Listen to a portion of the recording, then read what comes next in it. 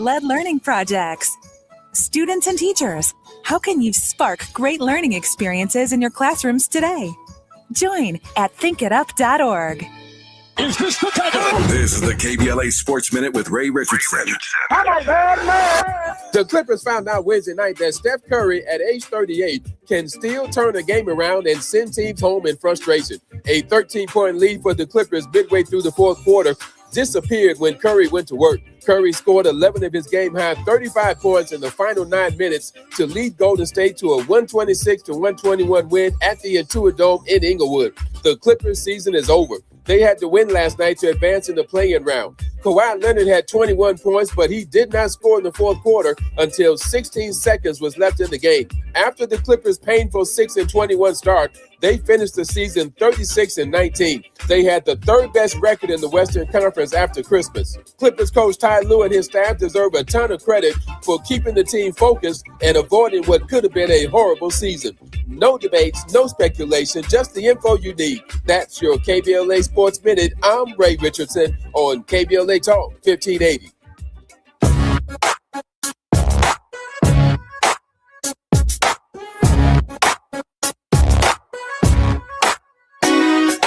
Jesse Jackson Jr. Show. The Jesse Jackson Jr. Show. The Jesse Jackson Jr. Show.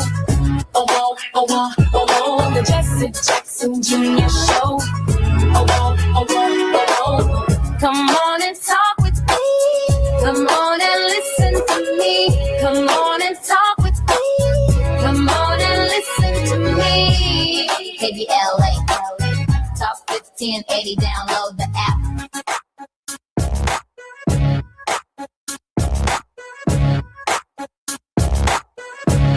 Jesse Jackson Jr., welcome forward to Jesse Jackson Jr. on KBLA Talk 1580. If you're traveling on the 405, the 101, the 10, the 5, the 110, or the 118, put your seatbelt on. Because this Thursday, you are joining me for our conversation on the J Lunch Club with Atiba, former Deputy Executive Director for the National Black Caucus of State Legislators. He's a strategic alliance consultant and president of Party Politics US, meaning he covers the scope of issues that confront our community at the state legislative level all across our country. He has been a political contributor on BNC News, Heat in the Know with Mo, The Leslie Marshall Show, iHeartRadio and Government Exec, 96.3 WHUR, and One America News Network. Atiba, welcome forward to the Jesse Jackson Jr. Show and our conversation. Jesse, it's great to be with you. I'm sitting here in a hotel room in Denver, Colorado, and you mentioned the National Black Caucus of State Legislators. I believe you may remember last week I was at the National Hispanic Caucus of State Legislators spring meeting, and for the next couple of days I'll be here with the National Black Caucus of State Legislators and members from around the country for their spring meeting.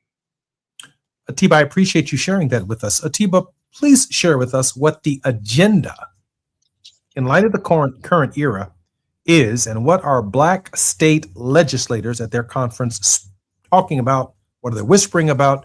What's going on? What's on their minds? Well, I just arrived here, and I'll be able to tell you a little bit more about what they talked about next week. But I can tell you that the issues that I believe that are going to be here at the forefront are going to be around anything from telecommunications and how people access information to healthcare.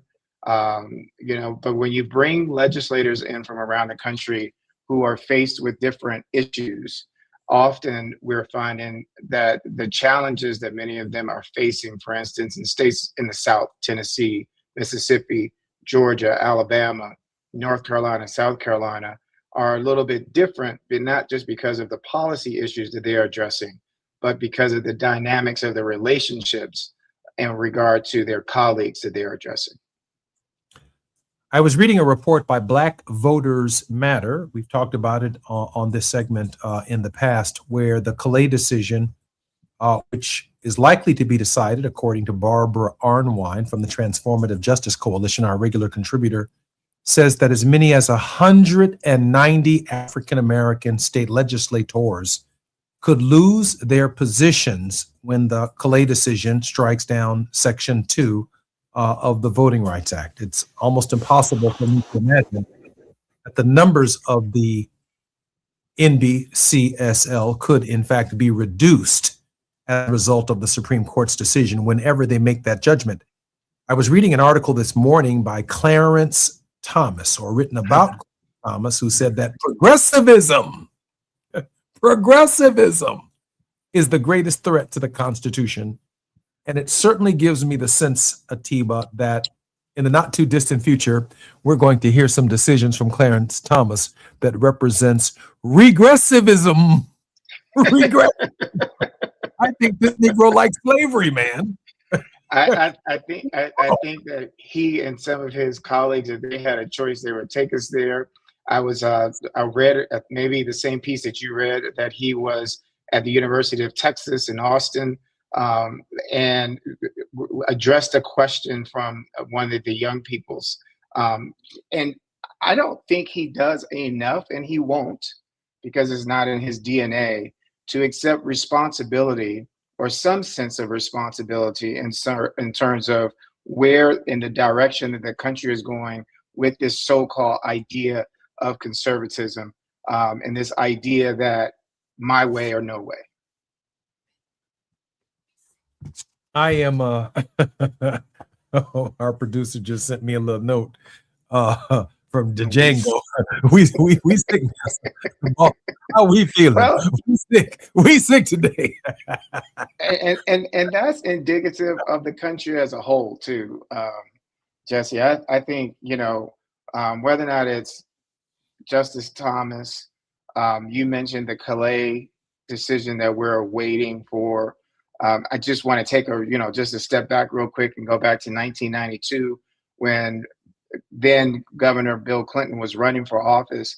We saw at that time the National Black Caucus of State Legislators, in terms of state legislators, almost double in members. And that happened in large part because the Democratic Party did a really good job with following the leadership, I believe, of then Governor Bill Clinton, who became the president, in terms of investing in those races.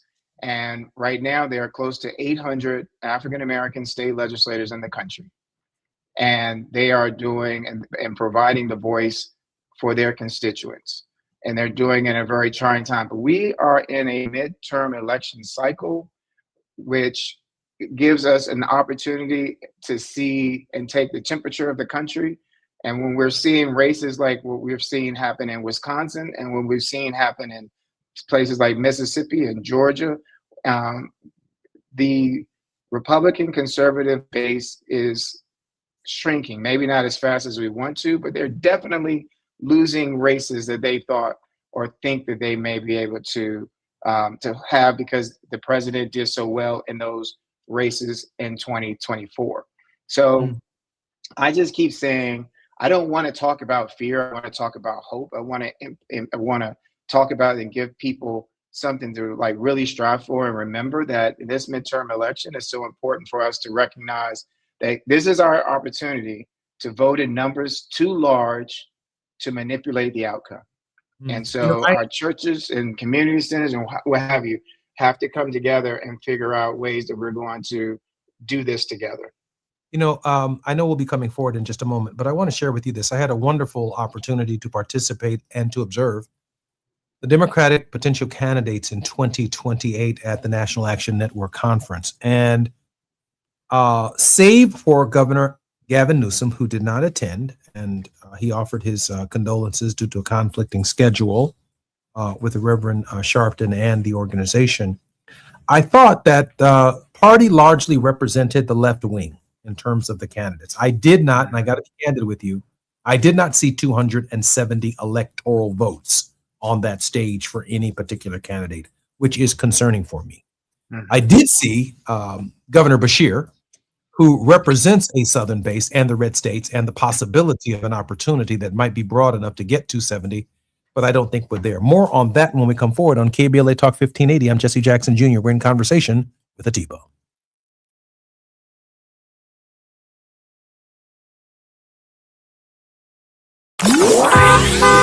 It's afternoon drive time with Jesse Jackson Jr.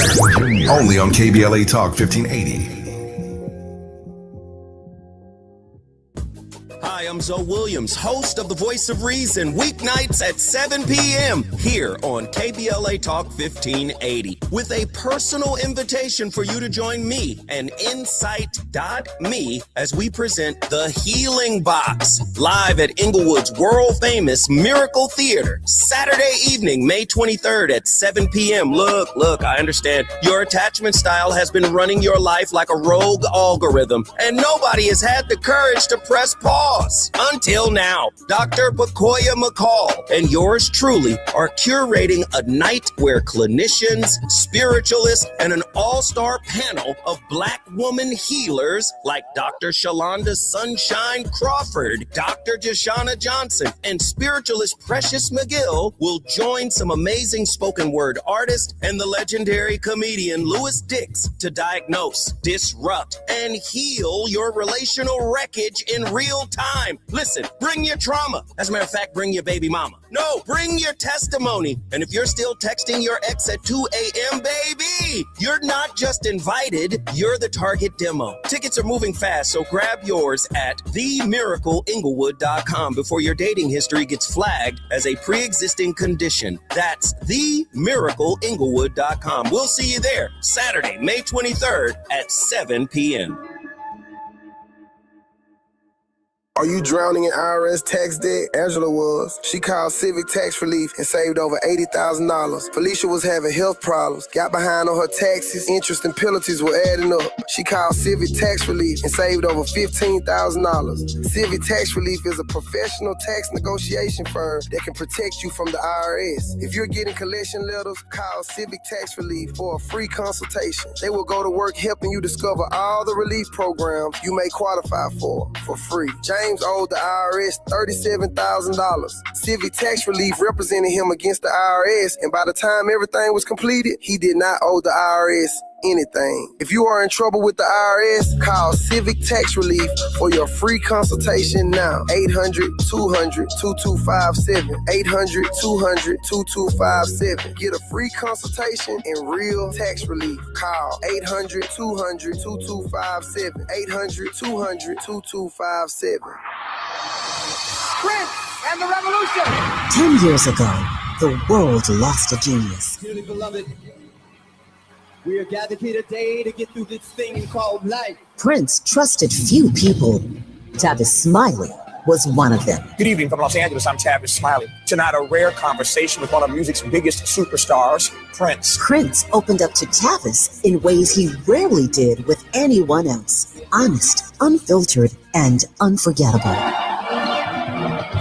On Tuesday, April 21st, as we mark the 10th anniversary of his transition, experience 3 uninterrupted hours of Prince in his own words. When people criticize my work and attack my personality, it doesn't help me. I can't do anything with it. Don't just remember Prince, hear him. We live in a place now that feels just about like a plantation. We're all indentured servants. Tavis Smiley, Tuesday, April 21st, only on Tavis Smiley.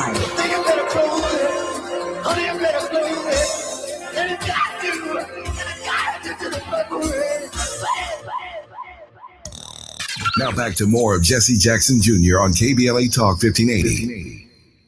The Jesse Jackson Jr. Show. The Jesse Jackson Jr. Show. The Jesse Jackson Jr. Show. The Jesse Jackson Jr. Show.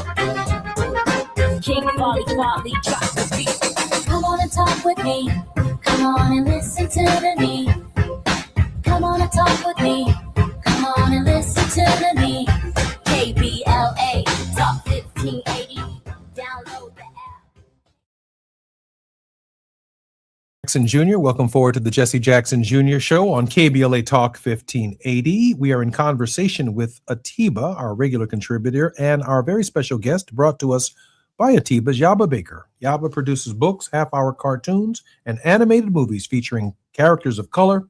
He Just Like Me books, or his Just Like Me books, Black History Activity books, have received media attention from ABC, CBS, NBC, Fox, USA Today, 5 nationally syndicated radio shows, and over 70 media publications from around the country. Yaba, welcome forward to the Jesse Jackson Jr. Show on KBLA Talk 1580 and our conversation with Atiba. Thank you so much for having me. Good to see you, Atiba. Good to see you too, Yaba. Thanks for joining us. Hey, I have a quick question before I turn this over to Atiba. Artists are usually on the cutting edge of the culture and on the cutting edge of politics, in that while some of us verbally express ourselves through verbal communication, and others of us express ourselves in other mediums, including everything that the internet offers, sometimes the story is actually told culturally by, and more lastingly and more resiliently by artists. How do you interpret, Yaba, the times that we live in artistically? I think it's a time to really listen to artists who are expressing what's going on right now. It's funny, not funny, but it's interesting that we found out about David Drake when we did, because I think he represents kind of where we need to be right now. And what I mean by that is he was an enslaved artist who at the time was barred from writing. It was against the law for him to write or read. But he still learned to read, and he put his writings in stone, literally, right? So he resisted unjust laws where he could. And I think he's a good example of where we are now. I think a lot of people feel overwhelmed by this time period. I think people feel frustrated and hopeless, but we all can do something in our space. We all can resist in our own way.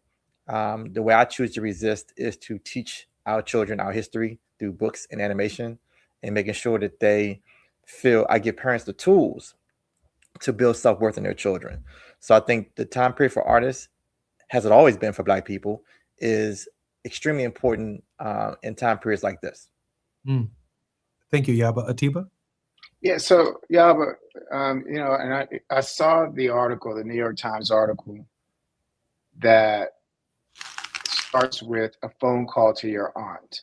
Yes. And I'm going to tell you, Yaba, Jesse, when I was reading this article, I just kept thinking, one, that it's a blessing that your family was able to have this connection, but it's interesting just that a genealogist who reached out to your aunt and started asking questions. And what it brought back to mind for me was reconnecting with some cousins that I knew nothing about a few years ago because of ancestry and DNA. And in you all's case, and I wanted to have you to come on to tell your story, because I think you all are doing a fabulous job in terms of learning more and telling the story, but to continue telling the story, because in the day and time that we're living in, these are the stories in this 250th anniversary of the United States that need to be told. Because I often talk about we need to redefine what it is to be an American. And so your ancestor, David Drake, is American, and we see that in his art and how this is going about, and how his and you all's family's legacy has been stolen. So could you take us back a little bit to just to give us a better understanding from your viewpoint, what happened with your aunt, that connection, and what has been happening along the way. And before the end of the show, really, hopefully you can also share what we can be doing to help you. Fantastic. Definitely not a problem. So it really was a blessing. We're a very spiritual family. Not very religious, but I say more spiritual. And we feel like that meeting or that phone call really changed our lives in ways we did not expect. The genealogist was named April, and April had been researching the descendants of David Drake for some years. I think she said maybe 5 or 6 and maybe even 10 years maybe. And she was so frustrated because we all had common names, right? Except for me, obviously, but people she had been researching had all common names: Daisy, James, John, last names Williams, and things like that. So she really had a hard time figuring out who David Drake descendants were. In I think a death certificate, or like she found some names, not death certificate, but in when you go to funeral, the breakdown who's obituary. Yes. So my cousin's name was in there, and his name was Fortune Carolina. You might remember Fortune from pre-engineering. TV. He went to Dunbar too. So she found that name and connected the dots. He referred her to my aunt. My aunt picked the phone up, and you saw in the article my uncle in the background was telling her to hang the phone up. Because during that time, DC had a lot of scams going on for seniors. They're senior citizens, and this lady's asking for information, and so that's a red flag. But my aunt felt something that she shouldn't hang up. And thank God she didn't hang up, because we then got connected to David Drake. Now, we had no idea who he was. I didn't understand the significance of who he was as a potter, as an artist, American artist. But he's huge. He's one of the defining artists of our time. And so we went down to Dave's Day in South Carolina back in 2016. About 30 of my family members went down. They treated us like royalty. We took pictures, and they're like, you're the descendants, and we kind of were just taking it in. We even at that time did not really understand the significance of who he was until 2022. The Hear Me Now tour started, featuring potters from Edgefield, South Carolina. The main feature was David Drake. So we go to the Met. Now, everybody heard of the Met Gala, and so the Met is now featuring our descendant in a very prominent way. And I began to understand, okay, the significance. And my family did as well. So we all kind of start to meet via Zoom once or twice a month, deciding, okay, what's the next stage in this? Because me being a former financial planner, I understood these pots are assets, and assets grow over time. My thought process, and some of my family members agreed, was why should these assets continue to grow for other people who are descendants of the slave owners? This is our ancestor, and in any normal way, any artist who creates works of art of this value, they get passed on to their descendants. So the only reason why we're not getting them is because of slavery. And now the tentacles of slavery reaching into our present. So we began the whole process of thinking about who we want to get to help us do this. I was familiar of the Bruce Beach case, and I was familiar with George Fothery, and he came on board as our lawyer.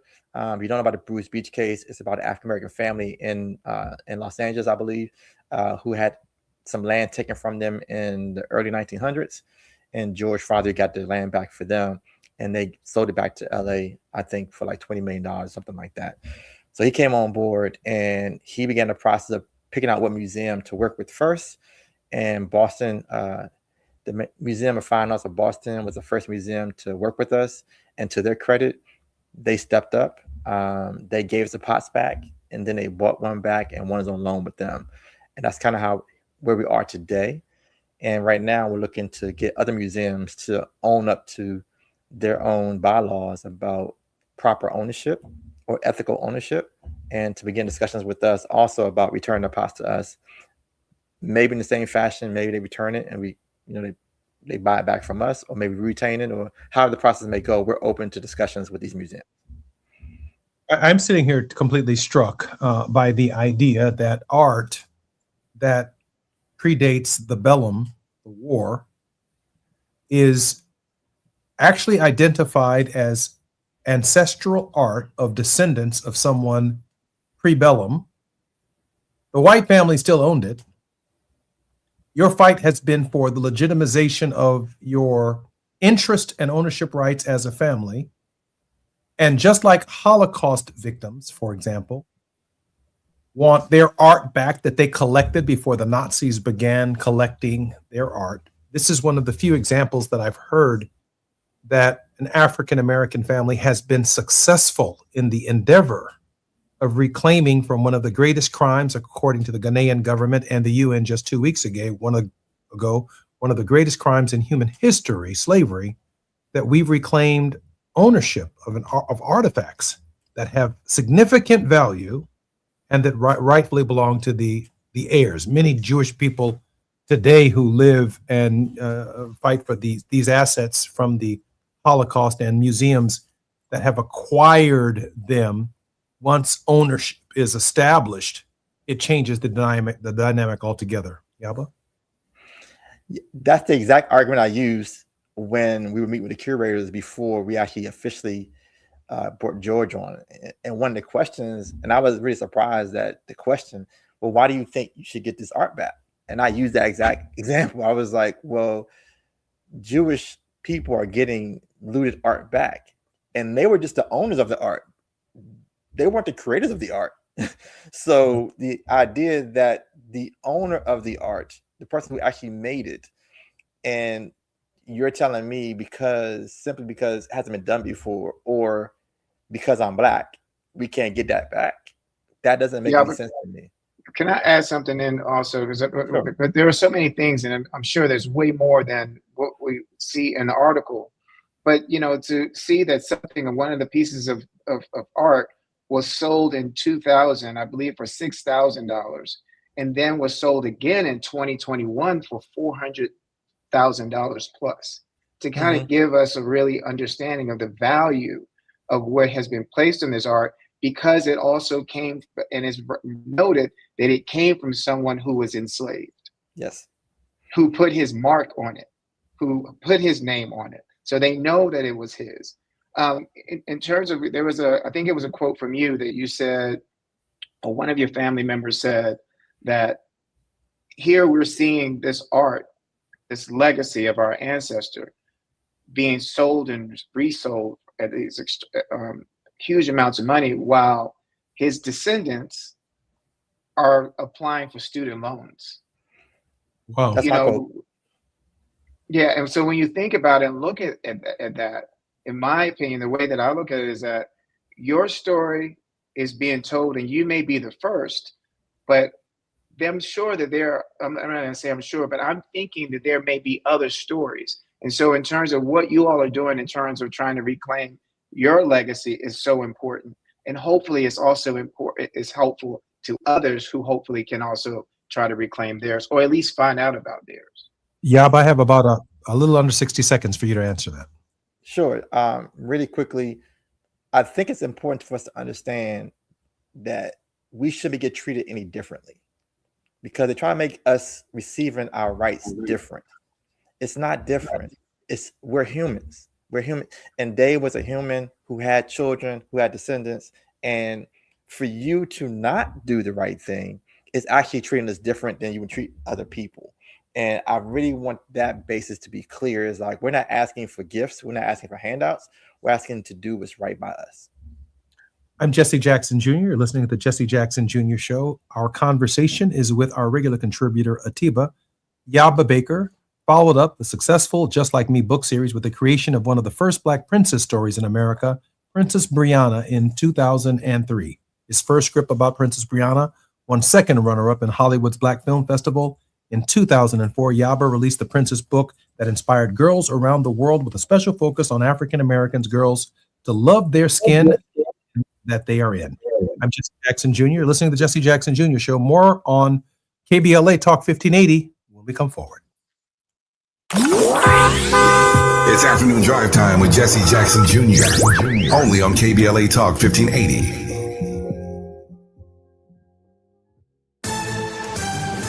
I'm Amber Payton with BIN News Now. Former Virginia Lieutenant Governor Justin Fairfax, who was black, and his wife are dead in what police believe was a murder-suicide. Former Lieutenant Governor Justin Fairfax shot and killed his wife inside of their home and then shot and killed himself. The Democrat served as lieutenant governor from 2018 to 2022. A black man accused of planting pipe bombs outside of 2 Washington, D.C. buildings in 2021 is now facing new federal charges. Prosecutors say Brian Cole Jr. is charged with attempting to use weapons of mass destruction and terrorism-related offenses.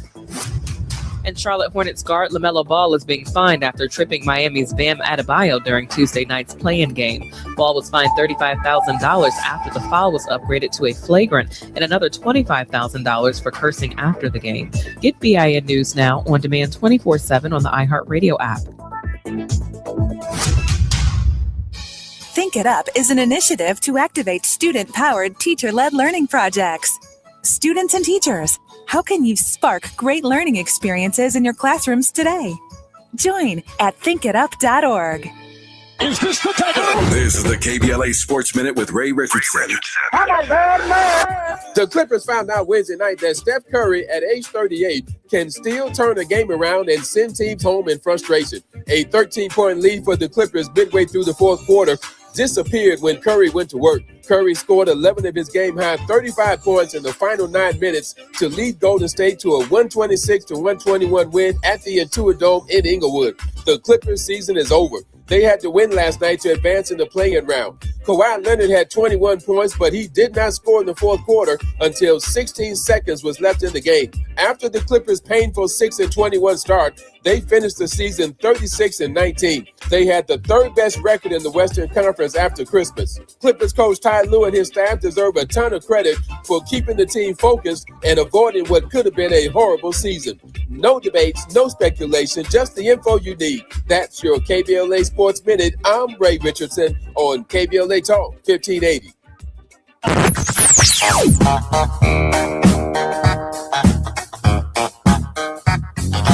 This is KBLA Talk 1580. Talk radio. That's music to your ears. We're unapologetically progressive. KBLA Talk 1580. I need a little range, step to the range. There's a new flavor in town, the Jalapeno Ranch Club at Chick-fil-A. With that juicy Chick-fil-A original spicy or grilled chicken, a buttermilk ranch bun, candied bacon, pepper jack cheese, and jalapeno ranch sauce. It's got big ranch vibes with a little heat.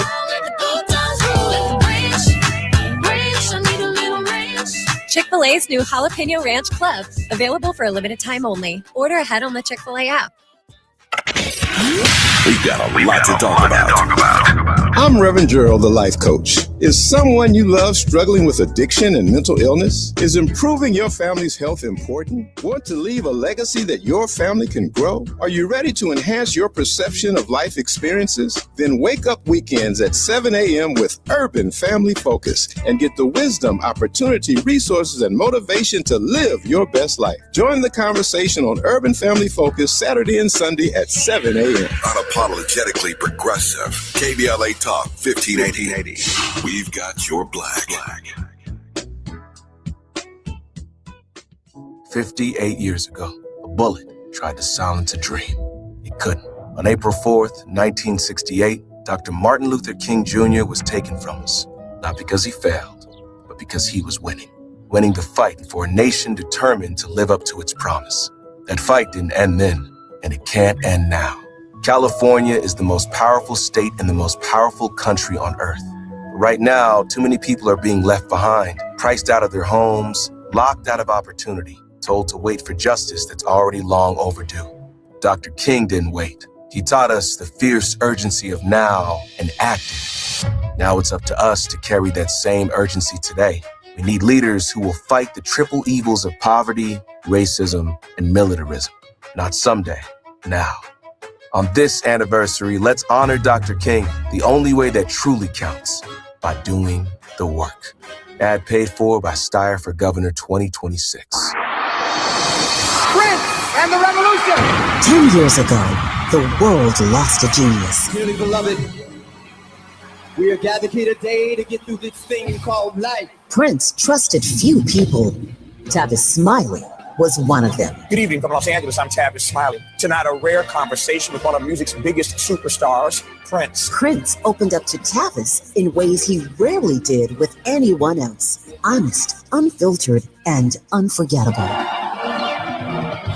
On Tuesday, April 21st, as we mark the 10th anniversary of his transition, experience 3 uninterrupted hours of Prince in his own words. When people criticize my work and attack my personality, it doesn't help me. I can't do anything with it. Don't just remember Prince, hear him. We live in a place now that feels just about like a plantation. We're all indentured servants. Tavis Smiley, Tuesday, April 21st, only on Tavis Smiley.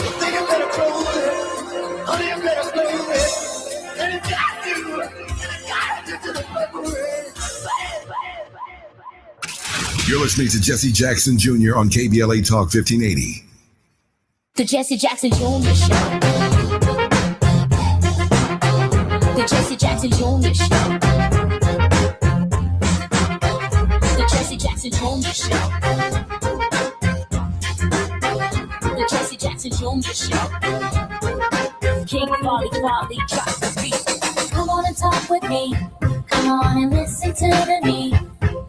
Come on and talk with me. Come on and listen to me. KBLA Talk 1580. Download the app.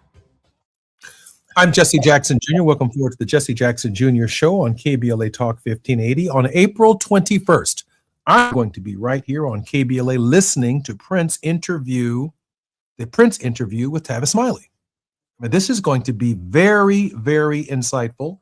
And I don't know anyone that Prince trusted more than Tavis. And so to have 3 hours of an opportunity to hear Prince's thinking behind the artistry of his work, his own challenge to the industry. Prince, remember, stopped being called Prince. He wanted to be called Symbol. And he wrote, I believe, in a tattoo, slave, across his head somewhere, maybe on his cheek, on his forehead or something, like, y'all gonna pay me my money. No Merc. Anyway, looking forward to that on April 21st. Download the KBLA Talk 1580 app on the Jesse Jackson Jr. Show today. This is our conversation on Thought-Provoking Thursdays with Atiba. Our very special guest is Yaba Baker. Yaba, who released the Princess Brianna books that inspired girls around the world. His newest release is Super CJ, The Strongest Boy in the World. The Super CJ book was released in 2020 and now has been turned into an animated series. The Super CJ animated series is premiered on Just Like Me TV in 2023. Atiba and Yaba, welcome forward to the Jesse Jackson Jr. Show. Thank you. Thanks, Jesse. Atiba? So, Yaba, we have such a short amount of time and so many questions, right? So, one of my questions now is, and it goes to that in 2021, a 25-gallon, 4-handled stoneware poem jar done by David Drake brought in $1.56 million at auction, which was a world record for American pottery. What is it particularly that comes to mind about his art that is now bringing about so much in terms of value? I think it's a combination of the precision and the excellence in which he created these pots, but also the time period with his intelligence. He actually wrote poems on a lot of these jars, very thought-provoking poems on these jars. And I think that combination makes it really rare, especially during a time period where it was against the law. I think that can't be overlooked enough. Can't be focused on enough, that he, knowing the consequences of defying a law in South Carolina for a slave, and to write it in a way that can't be erased. Because once you put it in that jar, you can't go back and say, you know what, I want to change that. It's going to be there forever. So I think those combinations make him a very unique figure and someone to add to the list of our Black heroes for standing up in a way that resonated almost 200 years into the future. Yeah, but how rare are these artifacts? How rare are they, Atiba? Yaba. They're really rare. I mean, I think there's 40 left in the U.S. I think there's 200 total, but they're all with the others are with private collectors, and it's really hard to. People are really holding on to these spots, right? We've had the Boston Museum was really open and forward, helping us and getting those pots back, but a lot of other museums have kind of turned a cold shoulder, so we're having to go a different route here, a little bit here, and I'm going to kind of leave it at that because my lawyers doesn't want me to talk too much about what the direction he's going with it. But needless to say, we need to add some public pressure to these museums to do the right thing. Yeah, please keep that in mind and do what their attorney is saying. In terms of he had lost a leg. I don't know if you all have learned anything more about what led to it. Of course, what my mind was, had he tried to escape and did he lose a limb? Have you all been able to unearth or uncover anything related to that? We were able to uncover that what they said happened didn't happen.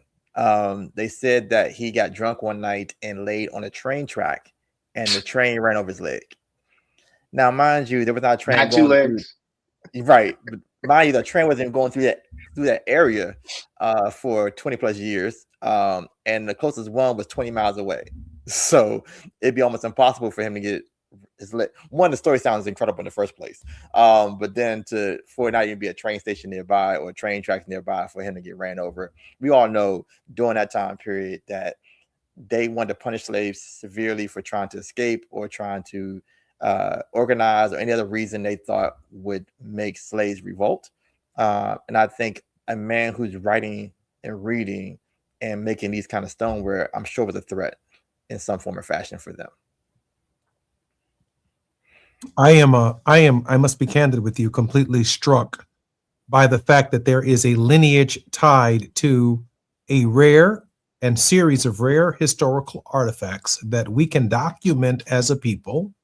I've not heard, Atiba, of a particular instance where the genealogical tables were able to take this family back to a particular man who found himself in a form of servitude, slavery, and that his artwork is so extraordinary that the family in the modern era is in a position to challenge the ownership rights of those who maintained it. I am sitting here thinking about the difference between the Holocaust and the hell of a cost that we're paying. Yeah, Jesse, I mean, first off, when I read the story, and Yaba, we went to high school together. You then went on to Hampton University. I think you and Gina both went to Hampton. So, the thing, though, is I'm on here every week talking to Jesse, and this is the first time that I can recall that I brought something to him that he didn't know something about. So that's a win in itself. But two, I really want to go back to y'all. But what is it that we, the public, can do to help you all in what you're doing? I think to continue to do stories like this and keep passing the word on. We are going to start probably a PR tour over the next couple of months. We're actually going to be hiring a PR firm actually to help us get this word out, because at the end of the day, we want to hold people accountable. And I think someone referred to us as like, well, how do you know they're descendants? And one of those things that struck me about that is we're always being challenged on our credentials. Black people are never enough. If you're a pilot, I think Charlie Kirk said, I wonder if he's qualified. And it's like, most of the time we're overqualified in almost every situation because we get challenged. So in the public, I would say continue to spread the word, continue, if you have connection to museums, write letters to the curators, write letters to the CEO, who have pots, and encourage them to negotiate with us and work with us. Tell us about obviously your genealogical research also discovered the plantation, the area, who the masters were. Can you share with us about that angle on the story? There were a couple of angles on that. So one owner seemed to be very friendly. He actually changed 3 owners. And one owner believes the one that helped him learn to read. The other 2 owners were not known to be as nice in that way. I guess nice is a relative term. We talk about slavery.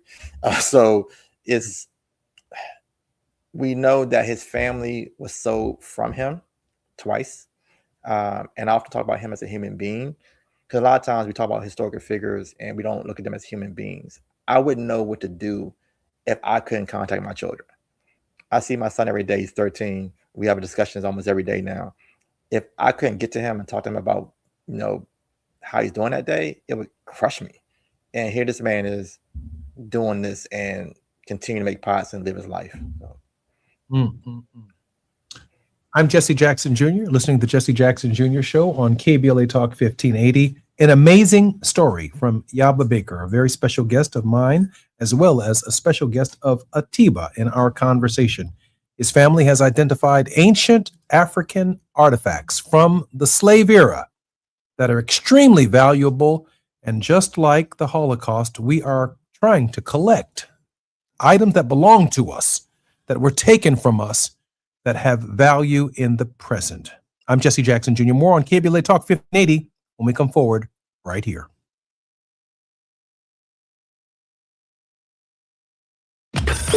While you're stuck in traffic, we can at least bring you up to speed on the news of the day. You're listening to Jesse Jackson Jr. only on KBLA Talk 1580.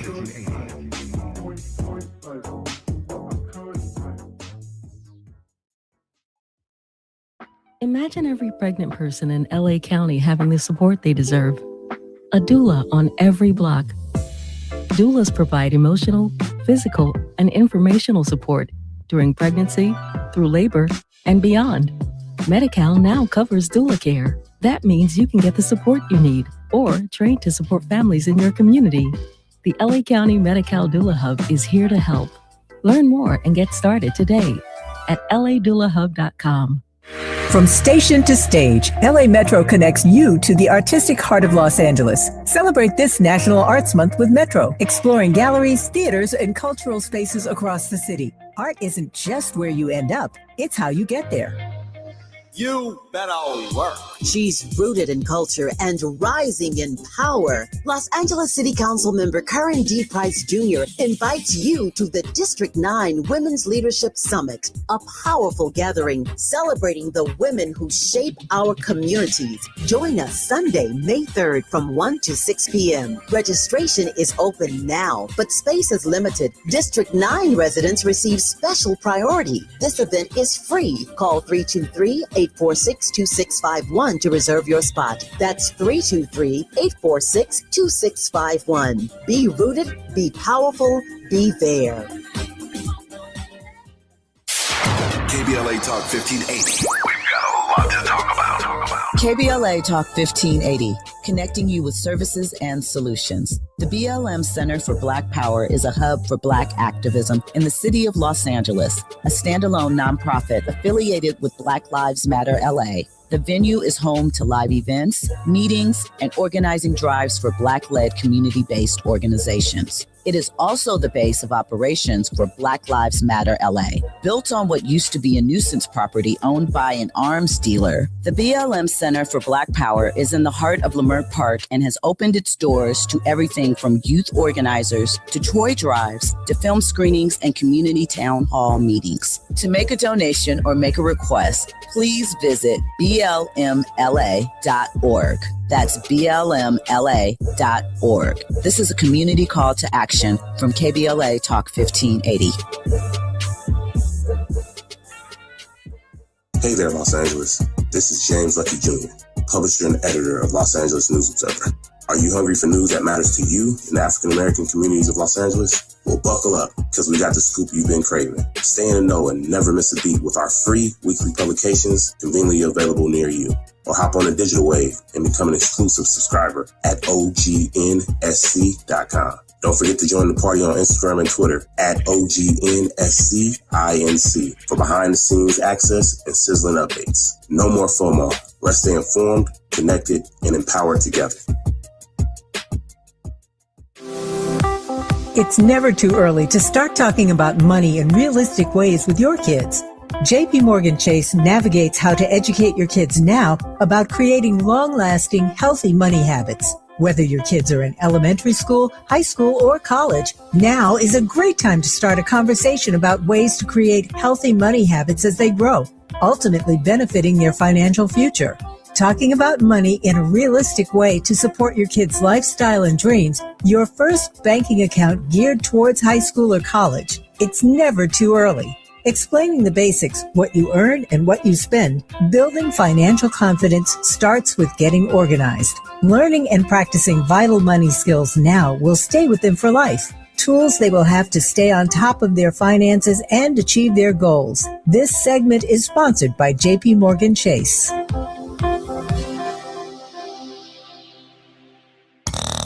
Now back to more of Jesse Jackson Jr. on KBLA Talk 1580.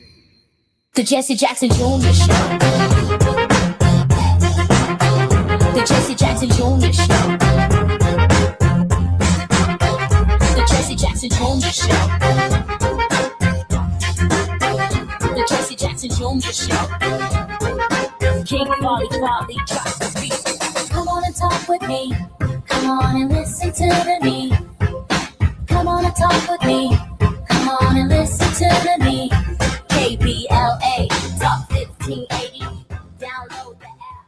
I'm Jesse Jackson Jr. Welcome forward to the Jesse Jackson Jr. Show. I hope you have your seatbelt on if you're on the 118, the 110, the 5, the 10, the 101, or the 405. Hey, check this out. I was just reflecting before I bring our guests back on to the program that I've only seen two Negroes in my lifetime who reached back into the past, grabbed their ancestors, brought them forward, and their ancestors changed the trajectory of the present. That'd be Alex Haley, who through his series after he wrote his book Roots, which really brought Hollywood and the entire nation together in the late 70s when I was growing up. I've never seen that happen before until Alex. I've not seen it happen since, quite frankly, until today, when Yaba Baker shared with us the story of how through a genealogical study, they reached back into the past and identified a slave who was an artist in the form of a sculptor who made pots. And these pots are selling in the millions of dollars because of the artistry of his ancestor. Yaba reached back into the past, and his ancestors reached up into the future, and they're changing the trajectory of the present. That is pretty rare. Yaba, Atiba, welcome forward to the Jesse Jackson Jr. Show. Thanks, Jesse. Thank you. Atiba? Hey, Yaba, I'm going to go back to something else that you said. And that was that it's like two injustices. It's like you enslaved the man, and then you enslaved the very thing that he made for generations to come. And then you ask the question, so when does it stop? Do you feel like you're answering that question? Do you feel like you're coming to some kind of idea, epiphany in terms of how to answer that question? Or is that just part of this journey that you all are on to try to answer that question? Because I think it's very profound how you talked about the two injustices. And I'll put it this way, and this will be for another show, Jesse, is that my mom is our family historian, and I just finished reading a book about Robert P. Carter, who released more slaves at around 1800 than any other time in the history of the country before the Emancipation Proclamation. My great-great-great-grandfather and his wife and son were part of that emancipation. So they were free for 65 years on that line for my family, my paternal grandfather. But in his book, he talks about how trying to free his slaves was also, he recognized how much he was enslaved by the laws that did not allow him to do it. And so even today, where we are in our society with all these things that are going on, I don't even think that people, even those that you are challenged with confronting, understand how they're enslaved by this past, by holding on to something that truthfully should never have been theirs in the first place.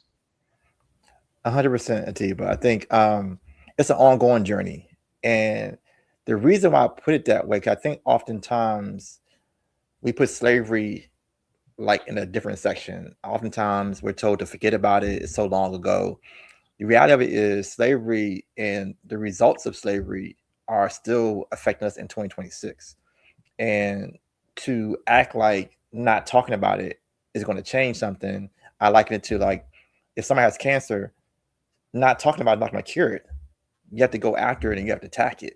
And I think the more that we focus on reclaiming things that are rightfully ours without any type of, I guess, hesitation or trepidation, we just kind of go after it because it's ours. And there's nothing you can say that says anything different. And my whole thing is I'm not dealing with feelings, I'm dealing with facts. I always deal with facts. The fact is he's our descendant. The fact is he made these pots. The fact is that he was emancipated through the Emancipation Act. But the whole problem was his artwork was not. So now we gotta get to the point where let's fully emancipate everything about this man, including his artwork, and do right by the family. I am so struck by this story. I almost can't see straight. I mean, it's a book in and of itself. I can see so many different angles, docuseries. I can see so many different angles on the truth of this story and the other artifacts that are probably legitimately chased to current and contemporary African Americans, long since freed from the Emancipation Proclamation, who find themselves on a similar journey with our artifacts, our creations, our work, our intellectual property, trapped in a system of ownership that does not include us. Atiba will share with you, Yaba, that on our show, and you will be back, we ask our guest for a final word of hope. In so many ways, what you have shared with us over the course of this hour is indeed that hope. Your perseverance, your resilience, your family's desire not to give up, to reclaim your own history, to reclaim that which belongs to you, isn't just your story. You know, it's now our story. And in a real sense, when Alex Haley wrote the book Roots, Atiba, you know, we was all part of that family because we can only imagine the journey for the names and the faces of so many who had gone before us, but made our present possible. Let me ask, if you don't mind, Atiba, Yaba, to offer us a word of hope. And Jesse, but just real quick, I just want to make a correction. I said paternal grandfather, but I meant my maternal grandfather. And I also wanted to say, it's really interesting too, Yaba, that Jesse just mentioned Alex Haley, because this meeting that I am at, I'm going to be with his nephew, who is a state senator in Kansas. So I just want, you know, in terms of the reach and what Jesse just said, in terms of this being our story, that lean on us as much as possible to help you in terms of what you're doing. I appreciate that. I really appreciate that. So my words of hope would be this, and I say this a lot to my children and other people who ask me questions about the state that we're in now, right? Because they're trying to roll back a lot of things. It feels like they're trying to go back to, you know, segregation, right? So, or even slavery. Our ancestors are superheroes, point blank. And what I mean by that is to have your body enslaved, to know that you will not see freedom, but you're going to push forward for the next generation and the next generation and the next generation until the point where a Black man was elected president. There is nothing we can't do. I know they keep trying to make us feel like we're losing the battle, but in reality, we're not. We continue to win. Now, do we take some losses? Obviously, we take some losses. But at the end of the day, we cannot be stopped. So if you're feeling hopeless, if you're feeling like this can't happen, or these things are rolling back, think about Dave. Think about how Dave resisted in a space when he had no control over anything, but he had control enough to create these amazing pots and create this amazing story for us and create this amazing lineage for us. So that's my message of hope. Today, we are all part of the Yaba Baker family. We learned something about who our ancestors were. And while we may not have the same last name Baker or be from the same plantation as Baker or David, we are so grateful that his story is witness, and the witness of his family is now our witness here at KBLA Talk 1580. Thank you, Atiba. I'm Jesse Jackson Jr. More on KBLA Talk 1580 when we come forward. KBLA 1580 Santa Monica. I'm Amber Payton with BIN News Now. Former Virginia Lieutenant Governor Justin Fairfax, who was black, and his wife are dead in what police believe was a murder-suicide. Former Lieutenant Governor Justin Fairfax shot and killed his wife inside of their home and then shot and killed himself. The Democrat served as lieutenant governor from 2018 to 2022. A black man accused of planting pipe bombs outside of 2 Washington, D.C. buildings in 2021 is now facing new federal charges. Prosecutors say Brian Cole Jr. is charged with attempting to use weapons of mass destruction and terrorism-related offenses. And Charlotte Hornets guard LaMelo Ball is being fined after tripping Miami's Bam Adebayo during Tuesday night's play-in game. Ball was fined $35,000 after the foul was upgraded to a flagrant and another $25,000 for cursing after the game. Get BIN News Now on demand 24/7 on the iHeartRadio app. Think It Up is an initiative to activate student-powered, teacher-led learning projects. Students and teachers, how can you spark great learning experiences in your classrooms today? Join at thinkitup.org. This is the KBLA Sports Minute with Ray Richardson. The Clippers found out Wednesday night that Steph Curry, at age 38, can still turn a game around and send teams home in frustration. A 13-point lead for the Clippers midway through the fourth quarter disappeared when Curry went to work. Curry scored 11 of his game-high 35 points in the final 9 minutes to lead Golden State to a 126-121 win at the Intuit Dome in Inglewood. The Clippers' season is over. They had to win last night to advance in the play-in round. Kawhi Leonard had 21 points, but he did not score in the fourth quarter until 16 seconds was left in the game. After the Clippers' painful 6-21 start, they finished the season 36-19. They had the third best record in the Western Conference after Christmas. Clippers coach Ty Lue and his staff deserve a ton of credit for keeping the team focused and avoiding what could have been a horrible season. No debates, no speculation, just the info you need. That's your KBLA Sports Minute. I'm Ray Richardson on KBLA Talk 1580. In a world full of noise, one station keeps it real. KBLA Talk 1580, where the conversation goes deeper, the voices sound like yours, and the issues that matter most to our community take center stage. Progressive, powerful, unapologetically us. Whether you're driving through the city or tuning in from your home or office, join the public square. KBLA Talk 1580, your home for talk that enlightens, encourages, and empowers. Listen live on our free KBLA 1580 app, on our website at KBLA1580.com, or on your radio dial at 1580 AM. Unapologetically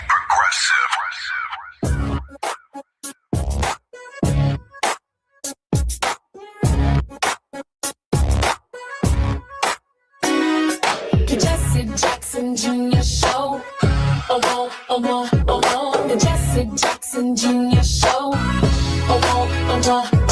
The Jesse Jackson Jr. Show. The Jesse Jackson Jr. Show. Come on and talk with me. Come on and listen to me. Come on and talk with me.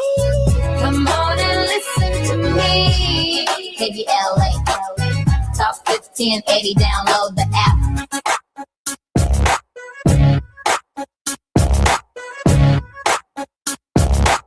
I'm Jesse Jackson Jr. Welcome forward to the Jesse Jackson Jr. Show on KBLA Talk 1580.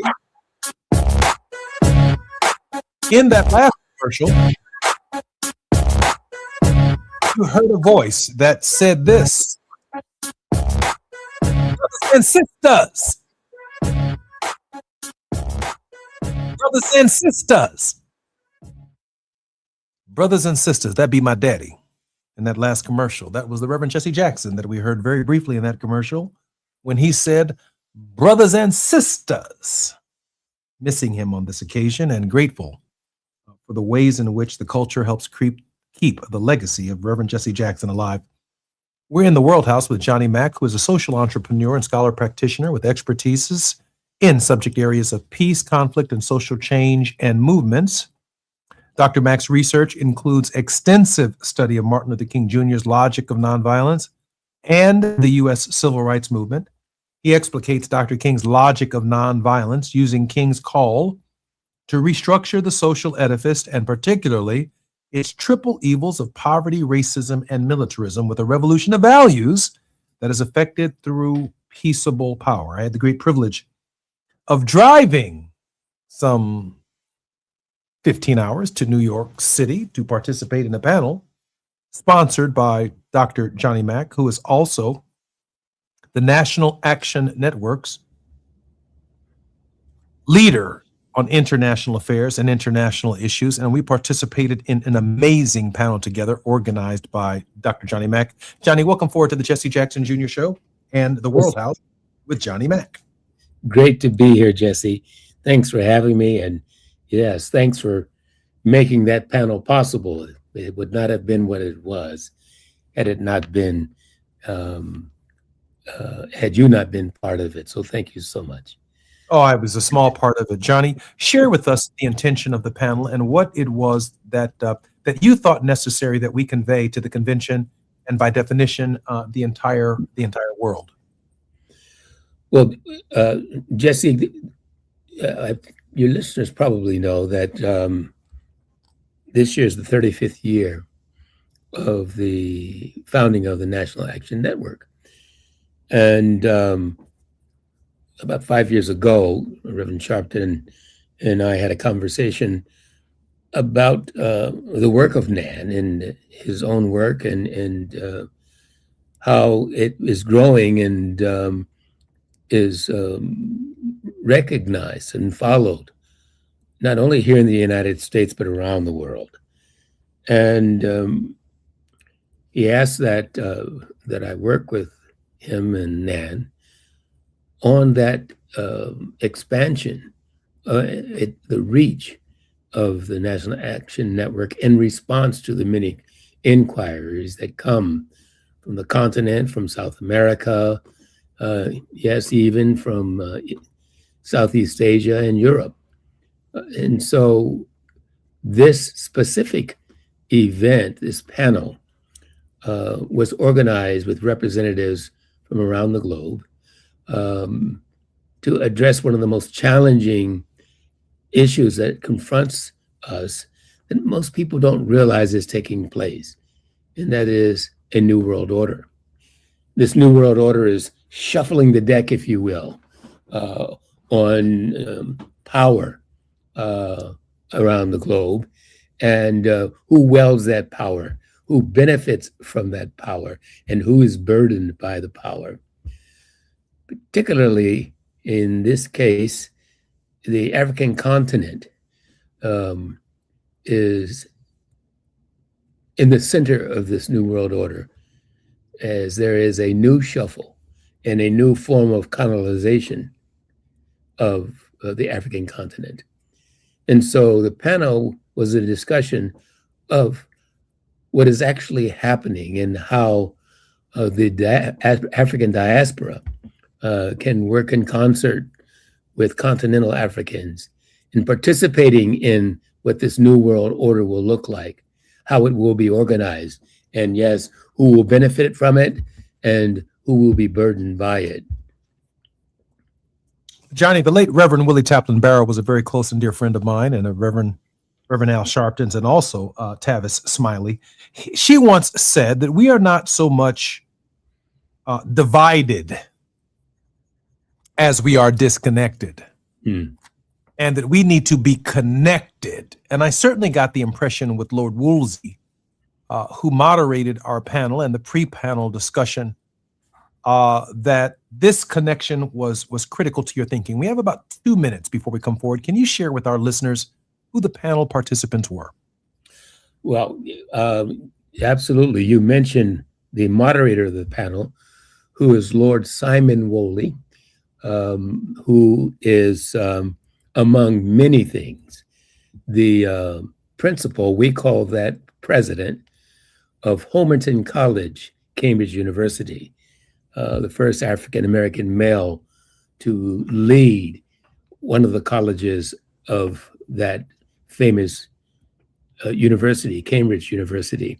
Simon Woolley is also a member of the Parliament, And he is a lifelong activist, co-founder of Operation Black Vote, which in the UK is the equivalent organization of the National Action Network here in the United States, of course. There were several others. We may hit the break before I finish them all and talk about them all. But of course, you were one of the panelists, along with a couple of persons who are financial experts in investment banking, managing large funds. We'll talk about them a bit more if we can on the other side of the break, Jesse, as well as Dr. Edmund Folefik of the Ohio State University. You'll forgive me. I'll have these names better on the other side of the break if we can. I'm Jesse Jackson Jr., listening to the Jesse Jackson Jr. Show on KBLA Talk 1580. Our very special guest, we're in the World House with Dr. Johnny Mack. More when we come forward in just a moment.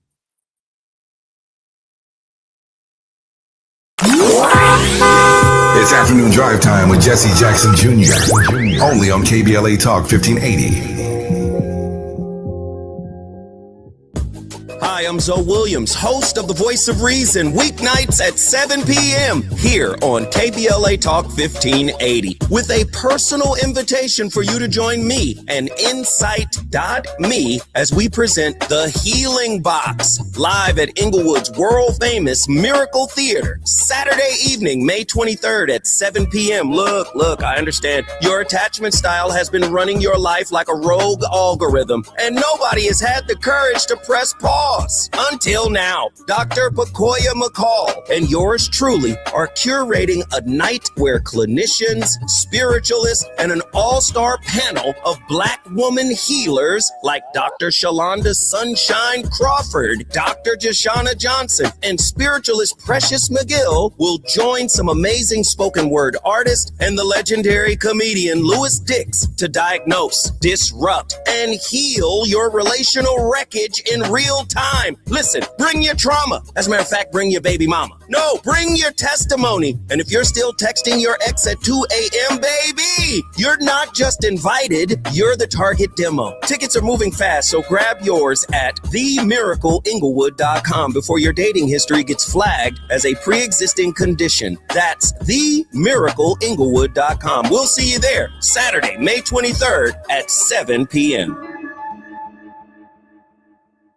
Are you drowning in IRS tax debt? Angela was. She called Civic Tax Relief and saved over $80,000. Felicia was having health problems, got behind on her taxes, interest and penalties were adding up. She called Civic Tax Relief and saved over $15,000. Civic Tax Relief is a professional tax negotiation firm that can protect you from the IRS. If you're getting collection letters, call Civic Tax Relief for a free consultation. They will go to work helping you discover all the relief programs you may qualify for free. James owed the IRS $37,000. Civic Tax Relief represented him against the IRS, and by the time everything was completed, he did not owe the IRS anything. If you are in trouble with the IRS, call Civic Tax Relief for your free consultation now. 800-200-2257. 800-200-2257. Get a free consultation and real tax relief. Call 800-200-2257. 800-200-2257.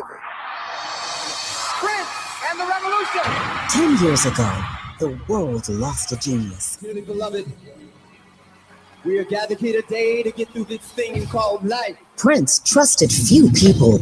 Tavis Smiley was one of them. Good evening from Los Angeles. I'm Tavis Smiley. Tonight, a rare conversation with one of music's biggest superstars, Prince. Prince opened up to Tavis in ways he rarely did with anyone else. Honest, unfiltered, and unforgettable. On Tuesday, April 21st, as we mark the 10th anniversary of his transition, experience 3 uninterrupted hours of Prince in his own words. When people criticize my work and attack my personality, it doesn't help me. I can't do anything with it. Don't just remember Prince, hear him. We live in a place now that feels just about like a plantation. We're all indentured servants. Tavis Smiley, Tuesday, April 21st, only on Tavis Smiley. Think I better close it. Honey,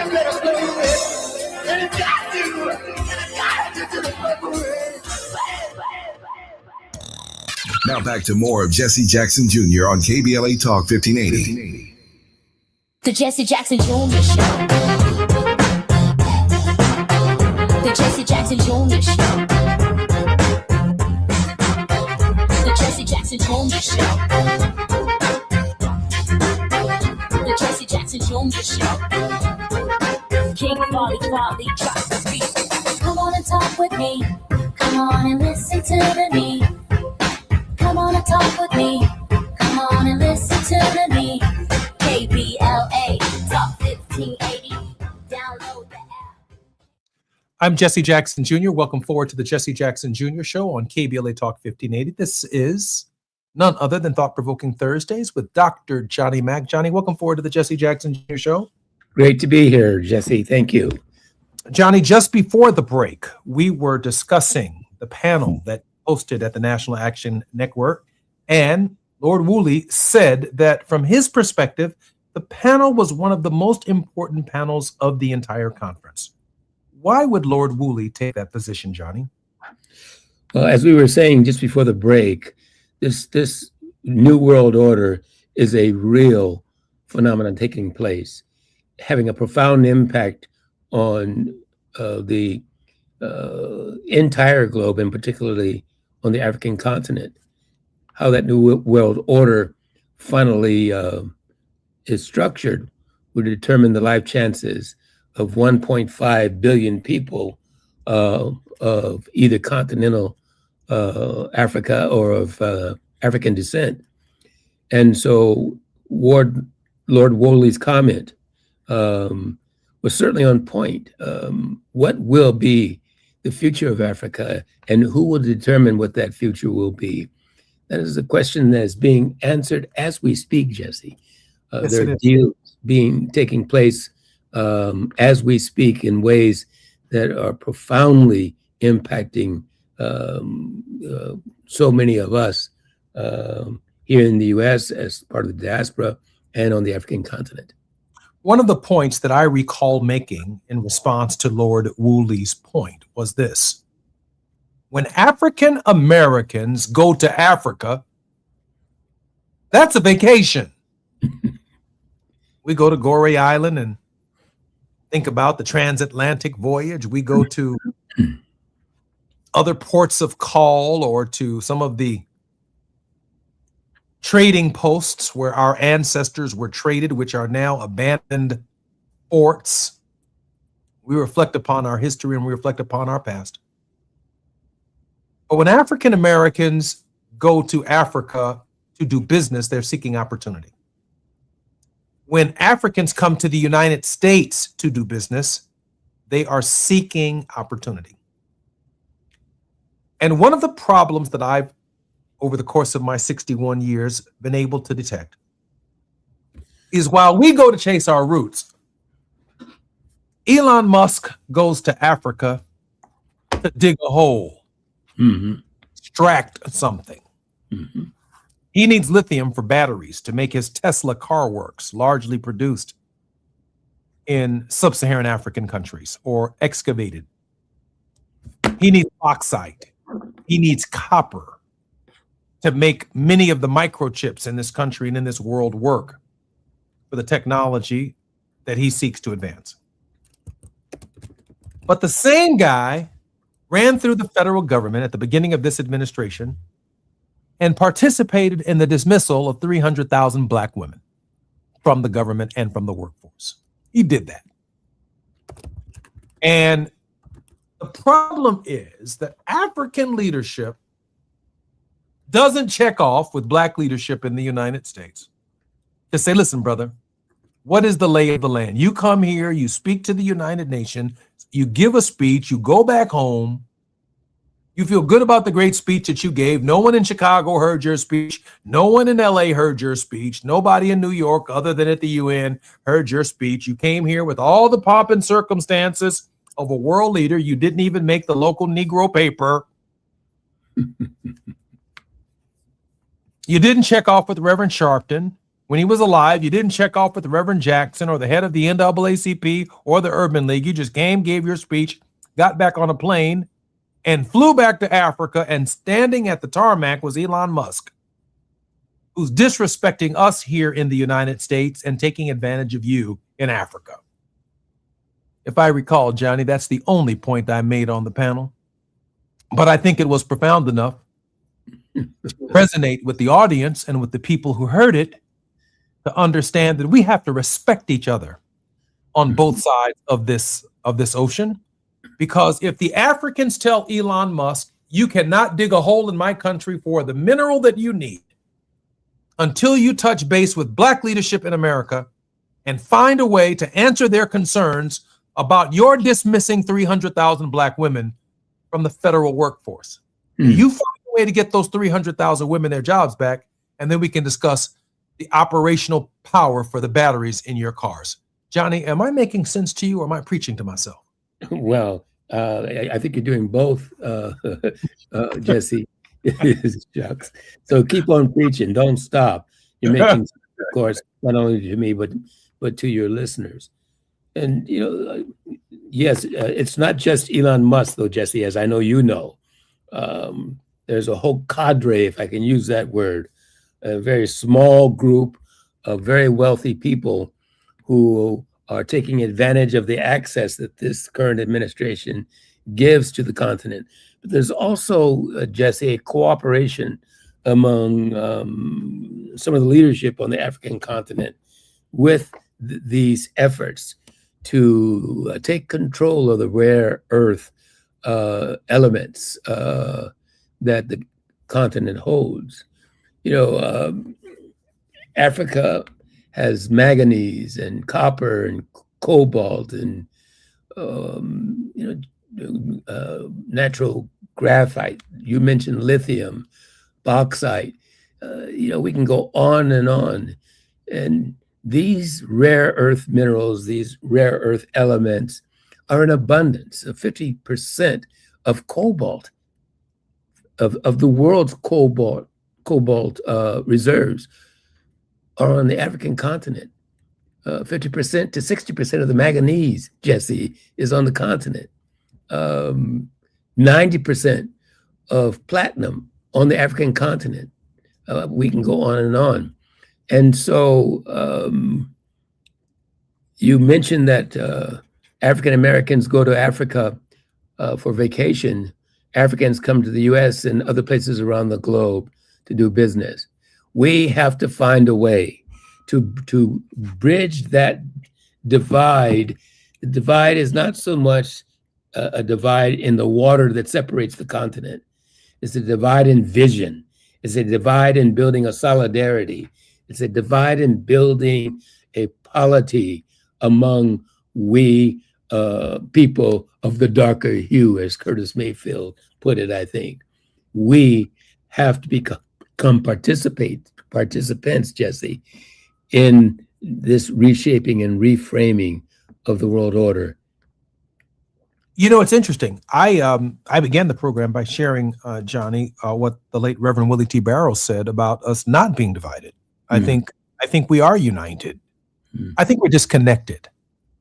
I think we, like Reverend Barrows said, we don't respect each other enough to ask your opinion or my opinion before you come to the United States.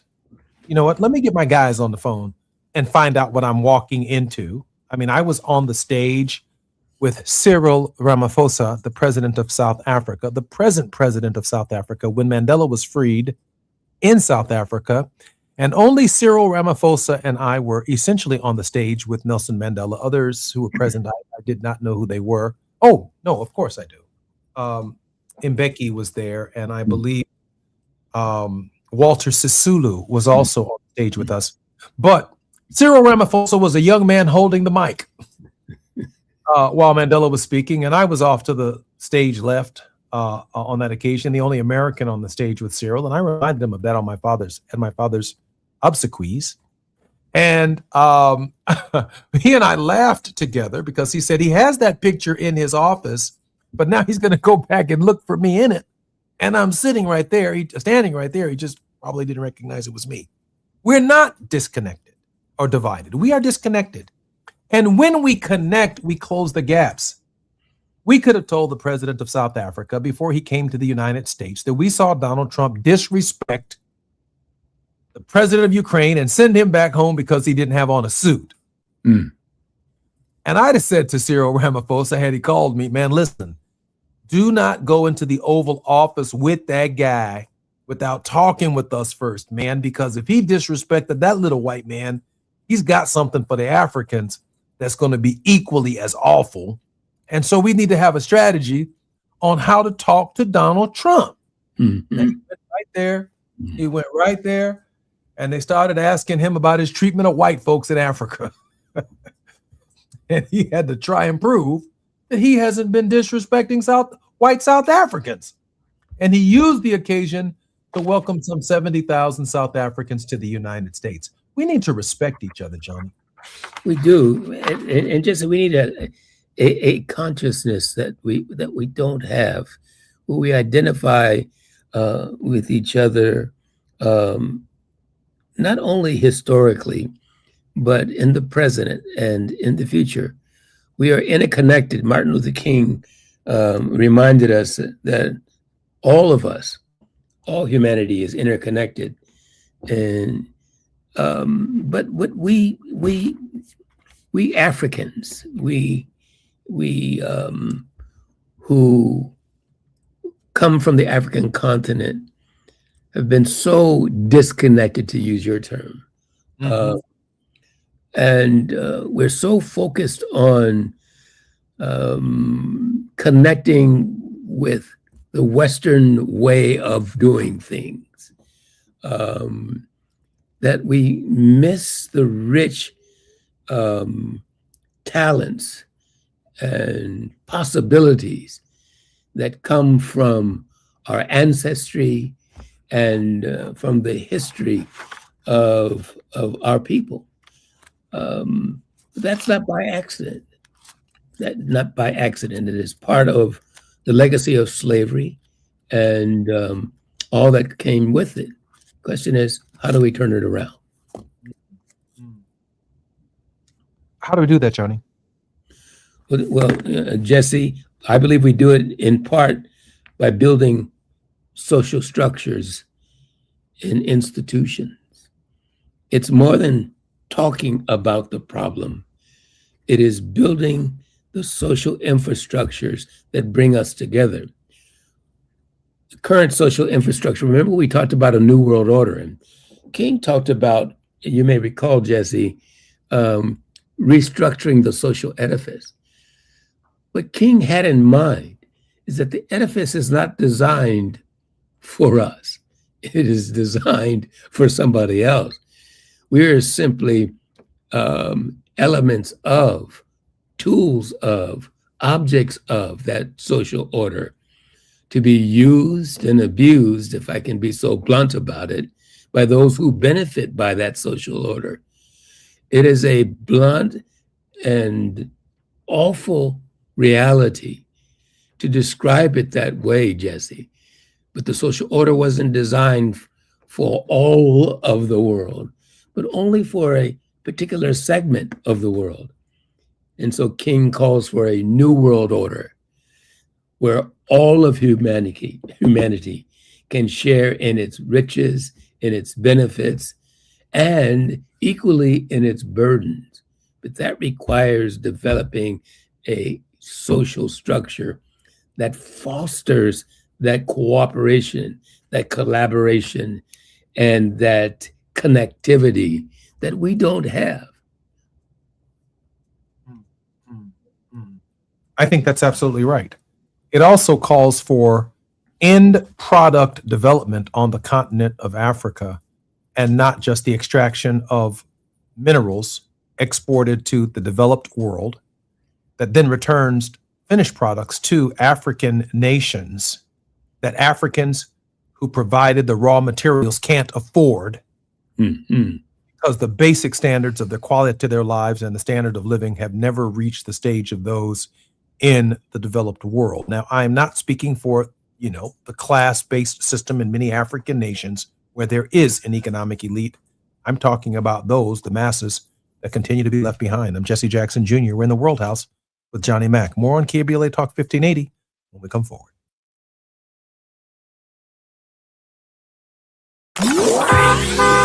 It's afternoon drive time with Jesse Jackson Jr. Only on KBLA Talk 1580.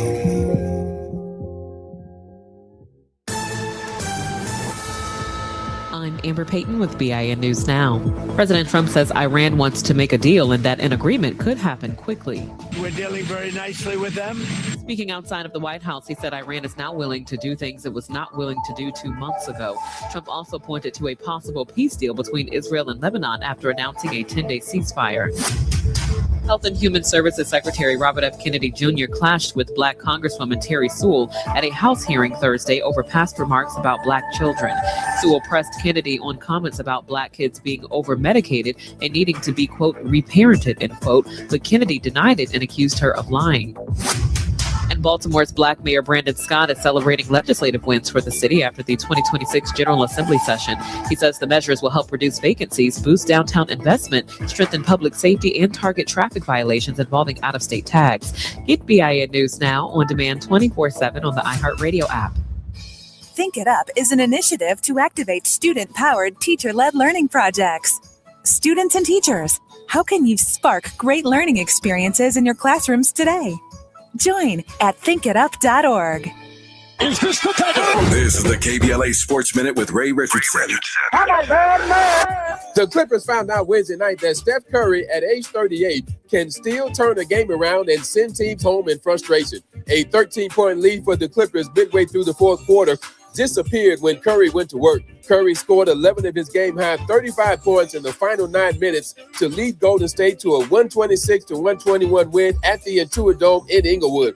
The Clippers season is over. They had to win last night to advance in the play-in round. Kawhi Leonard had 21 points, but he did not score in the fourth quarter until 16 seconds was left in the game. After the Clippers' painful 6-21 start, they finished the season 36-19. They had the third best record in the Western Conference after Christmas. Clippers coach Ty Lue and his staff deserve a ton of credit for keeping the team focused and avoiding what could have been a horrible season. No debates, no speculation, just the info you need. That's your KBLA Sports Minute. I'm Ray Richardson on KBLA Talk 1580. I need a little ranch, step to the ranch. There's a new flavor in town, the Jalapeno Ranch Club at Chick-fil-A. With that juicy Chick-fil-A original spicy or grilled chicken, a buttermilk ranch bun, candied bacon, pepper jack cheese, and jalapeno ranch sauce. It's got big ranch vibes with a little heat.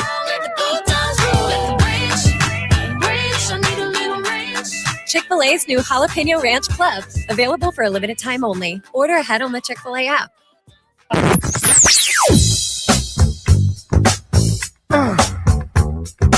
This is KBLA Talk 1580. Talk radio. That's music to your ears. We're unapologetically progressive. KBLA Talk 1580. You better work. She's rooted in culture and rising in power. Los Angeles City Council member Karen D. Price Jr. invites you to the District 9 Women's Leadership Summit, a powerful gathering celebrating the women who shape our communities. Join us Sunday, May 3rd from 1 to 6 p.m. Registration is open now, but space is limited. District 9 residents receive special priority. This event is free. Call 323-846-2651 to reserve your spot. That's 323-846-2651. Be rooted, be powerful, be there. In a world full of noise, one station keeps it real. KBLA Talk 1580, where the conversation goes deeper, the voices sound like yours, and the issues that matter most to our community take center stage. Progressive, powerful, unapologetically us. Whether you're driving through the city or tuning in from your home or office, join the public square. KBLA Talk 1580, your home for talk that enlightens, encourages, and empowers. Listen live on our free KBLA 1580 app, on our website at kbla1580.com, or on your radio dial at 1580 AM. Unapologetically progressive.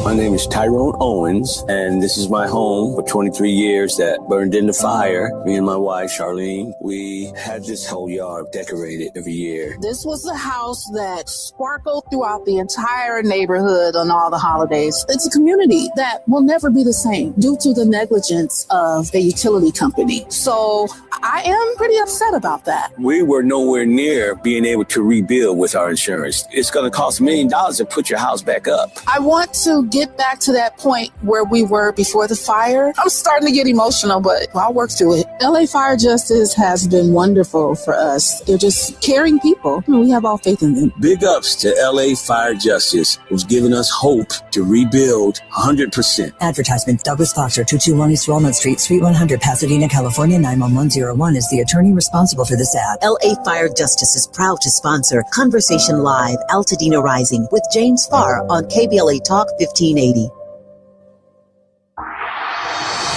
Prince and the Revolution. 10 years ago, the world lost a genius. Dearly beloved, we are gathered here today to get through this thing called life. Prince trusted few people. Tavis Smiley was one of them. Good evening from Los Angeles. I'm Tavis Smiley. Tonight, a rare conversation with one of music's biggest superstars, Prince. Prince opened up to Tavis in ways he rarely did with anyone else. Honest, unfiltered, and unforgettable. On Tuesday, April 21st, as we mark the 10th anniversary of his transition, experience 3 uninterrupted hours of Prince in his own words. When people criticize my work and attack my personality, it doesn't help me. I can't do anything with it. Don't just remember Prince, hear him. We live in a place now that feels just about like a plantation. We're all indentured servants. Tavis Smiley, Tuesday, April 21st, only on Tavis Smiley.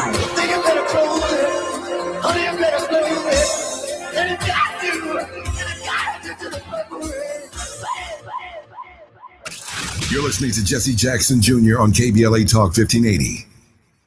The Jesse Jackson Jr. Show. The Jesse Jackson Jr. Show. The Jesse Jackson Jr. Show. The Jesse Jackson Jr. Show. King Volley, drop the beat. Come on and talk with me. Come on and listen to me. Come on and talk with me. Come on and listen to me. KBLA Talk 1580. Download. Jesse, when you was in office, you were around those big power tables, speaking about Africa and how Africa could be enhanced, supported. What did you learn in that time that you could impart to our audience about those powerful tables that you frequented? Lord Woolley, first of all, thank you very much, and thank Reverend Sharpton for the opportunity to participate in this panel. Some of it is a function of definitions. Connecting African Americans to Africa is called a vacation. Connecting African Americans to opportunities in Africa and connecting Africans to opportunity in America, that's called business. We need a framework that includes human rights, our respect for theirs and their respect for ours, opportunity, those that they can create for us and those that we can create for them, partnership. It means that Elon Musk ought not be digging lithium in African countries and bauxite, and while at the same time overseeing an agency that fired 300,000 black women in our federal government. That requires partnership and empowerment. There are 5 black-owned radio stations, for example, that allow talk radio. Very seldom do you hear African countries advertising on those black radio stations about come to Africa, come visit our country, come vacation, come take a safari, come enjoy yourself, come partner with us, come do business. But the medium by which we communicate with them is through to help shape the framework. African leaders, and this ought to be the last time, that they come to the United Nations and speak and don't stop by the National Action Network and spend some time with Reverend Sharpton.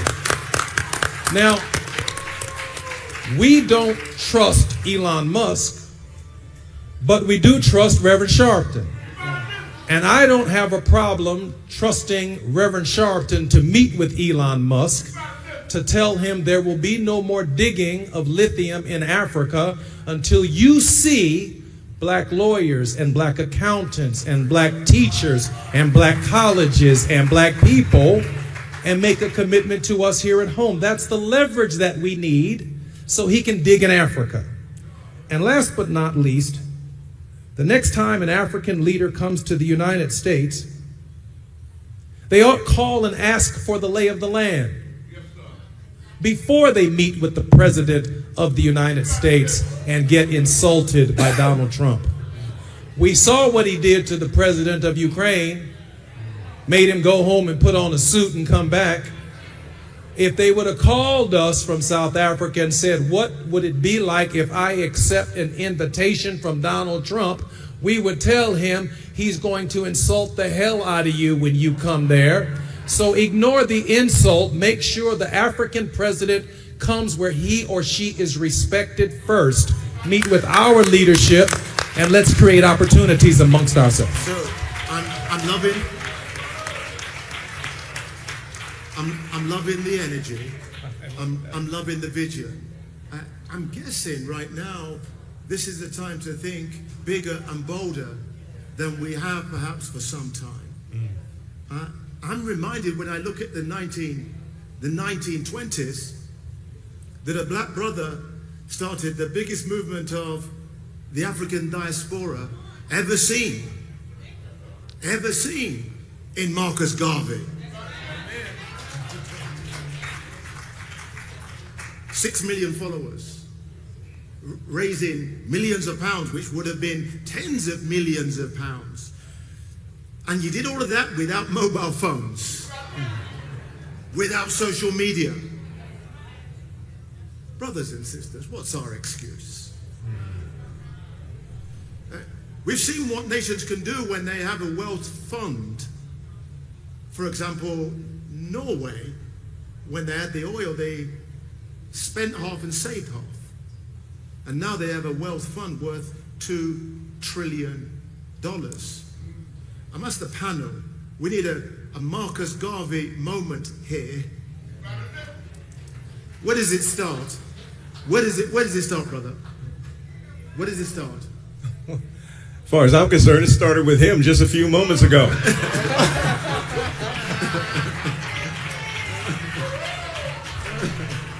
I don't know about you, but Jesse Jackson Jr. I was looking for my wallet. So let's start there with Nan.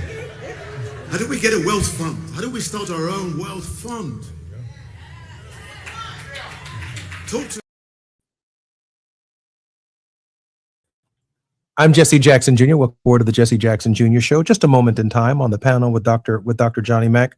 Dr. Johnny Mack, you had some amazing contributors on that panel, and some of them are responsible for funding projects all over the world. I don't know an organization that can bring, or a leadership, quite frankly, that can bring a panel like that together, quite like the National Action Network, and quite like you did on that very auspicious occasion. Well, Jesse, there are so many talented, capable African Americans like yourself and the others on that panel. We just need, as you say, to come together under the auspices of efforts like NAN, which is why the NAN conference and convention each year is so very important. By the way, there were 10,000 registrants to that convention, 10,000 registrants to that convention. But Jesse, also, if I can quickly say, in the last segment, we talked about the infrastructure that's needed. We were talking about how to connect the dots, how to make the connection between the American diaspora or the U.S. diaspora and the continental Africans. Part of that infrastructure is a wealth fund. There are 50 million African Americans. What percentage of African Americans would it take to really build an effective fund that invests on the continent, in the plethora of projects that the continent needs. That's where the abstract rubber, Jesse, meets the concrete road of building a connection, between the diaspora and African peoples. We can do that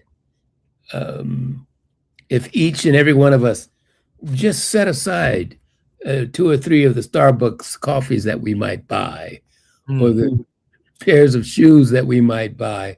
I can go on and on with the examples of how we spend our money. We've bought into the acquisitive ideals of the Western system, rather than the investment ideals of the American system. I'm Jesse Jackson Jr., listening to the Jesse Jackson Jr. Show. More on the World House with Johnny Mack when we come forward.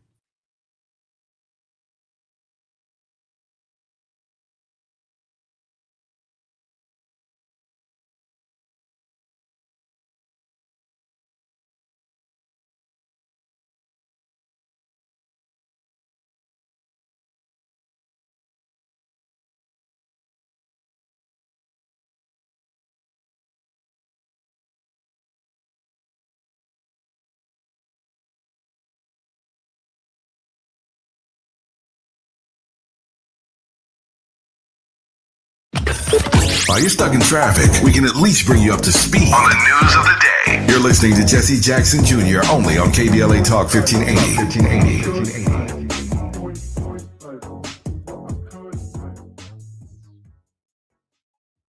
You better work. She's rooted in culture and rising in power. Los Angeles City Council member Karen D. Price Jr. invites you to the District 9 Women's Leadership Summit, a powerful gathering celebrating the women who shape our communities. Join us Sunday, May 3rd from 1 to 6 p.m. Registration is open now, but space is limited. District 9 residents receive special priority. This event is free. Call 323-846-2651 to reserve your spot. That's 323-846-2651. Be rooted, be powerful, be there.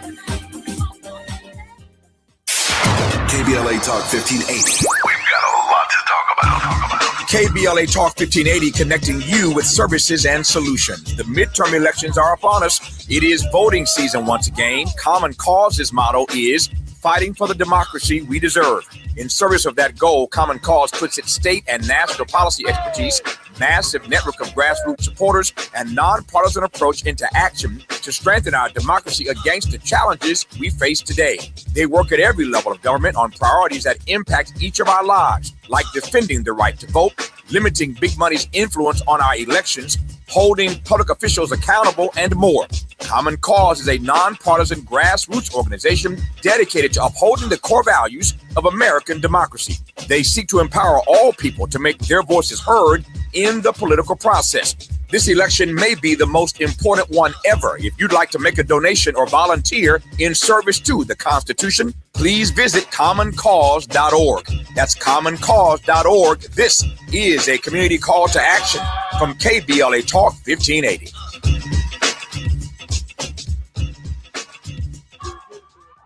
From station to stage, LA Metro connects you to the artistic heart of Los Angeles. Celebrate this National Arts Month with Metro, exploring galleries, theaters, and cultural spaces across the city. Art isn't just where you end up, it's how you get there.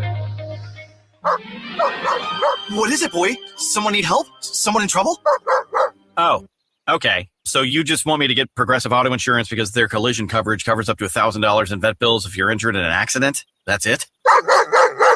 Okay, calm down. Let's not resort to name calling. Progressive's collision coverage helps pay for care for your pet when they're in the car during an accident. No, you're right. Sorry, I shouldn't have said calm down. Progressive Casualty Insurance Company and Affiliates. Coverage included with purchase of collision coverage and subject to policy terms. Hey, Mom, now that I have an after-school job, I think I want to buy a drum kit. Okay, Rockstar. Let's look at your account. When kids start making money, Chase has easy-to-use tools and expert bankers to help them learn how to manage it. And next month, I'll buy the bass drum and the cymbals. Oh, and maybe some noise-canceling headphones for you. Aw, you've thought of everything. Help kids save, budget, and build financial independence, all with Chase. That's good for kids and good for parents. Visit your local Chase branch and get started. Account subject to approval. JP Morgan Chase Bank, N.A. member FDIC. I can't believe how spotless my floors look after using the Swiffer Power Mop. No more dragging around a heavy mop and messy bucket. Now I get the same deep clean without all the work. Thanks to the powerful solution and scrubbing pad of the Swiffer Power Mop, dirt and grime don't stand a chance, and I don't break a sweat. Mic drop. Mop drop. Swiffer Power Mop. Swiffer Power Mop. A smarter way to mop. Try it or your money back. The California Crusader newspaper would like to thank all of our subscribers for their support throughout the years, proudly serving the South Los Angeles and South Bay areas for more than 40 years. The California Crusader is a multicultural, Black-owned, adjudicated newspaper that focuses on providing newsworthy information to the people in our community. We're constantly looking for ways to assist businesses in our community to connect with our subscribers. We provide low-cost, effective ways to promote your business with our reasonable and affordable advertising rates. You can participate by suggesting, sharing, and submitting your stories on the California Crusader newspaper Community Share Facebook group page, or visit our website at cal-cruise-news.com. That's calcruisenews.com. Then click on the Submit Now button located on the top right corner of the homepage, or text CCN to 42828. Again, text CCN to 42828. The California Crusader newspaper, working together to build a better community for our future. Subscribe today. Now back to more of Jesse Jackson Jr. on KBLA Talk 1580. The Jesse Jackson Jr. Show. The Jesse Jackson Jr. Show. The Jesse Jackson Jr. Show. The Jesse Jackson Jr. Show. King Volley, drop the beat. Come on and talk with me. Come on and listen to the me. Come on and talk with me. Come on and listen to the me. KBLA Talk 1580. Download the app. I'm Jesse Jackson Jr. Welcome forward to the Jesse Jackson Jr. Show on KBLA Talk 1580. Our very special guest in this hour is none other than Dr. Johnny Mack. Dr. Mack, welcome forward to the World House on the Jesse Jackson Jr. Show, your show. Johnny? Jesse, it's always good to be here. Thank you for having me. Johnny, how can we support your work? You can go to theworldhouseproject.org. That's our website, theworldhouseproject.org. And there you'll find out about our work, and you'll also see how you can make a contribution, a tax-deductible contribution to our work around the globe. Thank you for asking, Jesse. Johnny, I'm always honored to support your work. And I also want to make it clear that while at the National Action Network on this panel that Johnny invited me to participate in, with more than 10,000 registrants, the opportunity to pitch the African diaspora, Lord Woolley from the UK, who flew in overnight to be the moderator of the panel and return to the world, leaders of the International Monetary Fund and other major funds that are responsible for creating literally hundreds of millionaires. And even one of our guests is responsible for the creation of 20 billionaires on the continent of Africa. The opportunity to pitch the need to leverage African leaders to support African American owned radio in the United States. The 5 stations, including KBLA Talk 1580 and the other 4, is going to be a function of the leverage that we are able to bring about on the continent. As long as we are leveraging Elon Musk, I don't care if Tesla advertises on Black radio. As long as Black people and Black lawyers and Black business people and Black radio stations are getting commercials and are benefiting from that opportunity, and we're able to expand our ability to reach our voters and inspire people to participate in this process, you better believe that as the war rages in the Middle East, that Iran has its own lobbyists and representatives in Washington, D.C., and you better believe Israel has its own lobbyists in every single bill in Washington, D.C. You better believe that. You better believe none of them look like us either. Now, if there are no black lobbyists lobbying for African countries in Washington, D.C., relating to presidents in Africa, we can get our fair share, our sponsorships, our commercials, advertising for Kenya Airways and Nigerian Airways. These airliners fly into LAX. They fly into our airports in Chicago at O'Hare. We deserve our fair share of those commercial dollars. And I'm very serious about that. That's who my dad was, getting us to participate. Johnny, thank you for that exposure and thank you for that opportunity. Share with how we can make that connectedness a reality for all of us. And I want to thank Tavis Smiley for allowing me the privilege last week of being able to not miss that opportunity to share with those world leaders on the significance and the importance and what our expectations are when it comes to us fighting for them. We need them to fight for us. Johnny? Yeah, Jesse, this shouldn't be the last time we have this conversation. This conversation should be a regular part of our discussion. It is so relevant. Remember that the title of our panel really spoke to and speaks to now what's so necessary for us as Black people in terms of connecting with the continent, this global challenge of race and inequality in the New World Order. We've got to invest in it. We've got to be a part of it. We have to be actively engaged in it. And, that's something that we can foster right here on this show. And I think you're going to find that there's a great deal of activity that we can report on and invite our listeners to participate in. That's part of building that infrastructure that you and I talked about earlier. If we're not talking about it, we can't envision it. We can't envision it. We can't do it. So I would challenge us to stay focused on this, to keep it in front of our agenda and to act upon it. I hope we can do that, Jesse. Johnny, you can count on that. We eat Big Macs, hot fries. We eat Whoppers. We eat chicken and waffles. Yes. I mean, we buy Cadillacs. We buy General Motors products. We buy Ford products. We eat at crustaceans in Los Angeles, California. We use our consumer dollars locally in the state of California and in the city of Los Angeles. We take advantage of hotels. It's okay for you all to advertise on our station. I'm okay with that. It's okay we fight in the power plant for what they did in Altadena, but you can come on and buy some ads over here too and talk with our people directly. That we're not afraid of that. We open to participation in the marketplace. How else you gonna get the word out but through us? I'm not backing off that Jesse Jackson point right there because we've earned it. And we have to be respected for that. And we have to be respected domestically, but we also have to be respected internationally. We've earned that too. Mm-hmm. Fighting for Africa all day long, fighting because of the transatlantic voyage and all that we've been through as a people.